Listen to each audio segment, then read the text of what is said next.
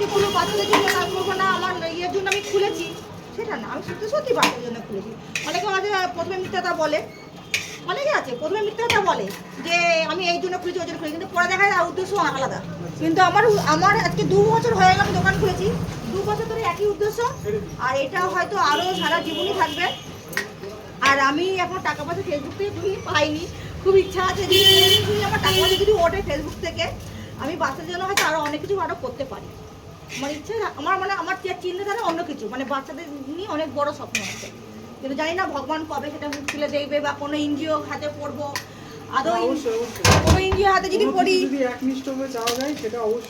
না, অনেক আছে না এনজিও থেকে সাহায্য পাইয়ে, আমি তো কোনোদিন পাইনি। আর যদি কোনোদিন যদি এরকম যদি হয়, ভাগ্য যদি আমার সাথ দেয়, হয়তো বাচ্চাদের জন্য আমি হয়তো আরও অনেক কিছু করবো, বাচ্চা প্লাস বয়স্কদের জন্য। কারণ এই জিনিসটা আমি খুব অভাবটা বুঝি, কারণ আমরাও তো গরিব ঘরে ইয়ে করি, ওই জন্য এই জিনিসটা খুব মানে ফেস করি যে একটু পরিস্থিতি ভালো হলে হয়তো আমার ছেলেকে হয়তো ভালো একটা স্কুলে বা ভালো পোশাক, ভালো খাওয়া দাওয়া, যেরকম বার্থডের সময়, বার্থডেতে অনেকেই বলে, বাবা মাকে বলে বাবা ওই বড় হোটেলে যাবো বিরিয়ানি খেতে, এই খেতে ওখানে, কিন্তু পারে না, কিন্তু বড় বড় থালি যেরকম আছে, কিন্তু এই জন্যই এটা করা যাতে সব বাচ্চারা আসতে পারে, খেতে পারে। বিরিয়ানিটা এমন জিনিস সব বাচ্চাদের ভালোবাসে। দেখি চেষ্টা করি যদি কোনো যদি টাকা পয়সা যদি জোগাড় করতে পারি, বাচ্চাদের জন্য একটা বড় কিছু একটা করার ইচ্ছা আছে, জানি না কি হবে।